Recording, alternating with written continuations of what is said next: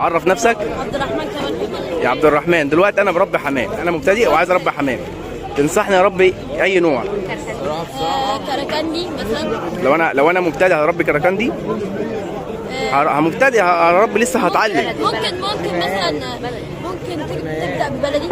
تمام. او الكشك.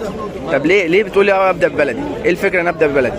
عشان هو حمام رخيص وسهل على اي مبتدئ ان هو يبدا يجيبه. تمام، اتفضل. عشان مناعته قويه وممكن اي حد يربيه. اتفضل حبيبي. سلام.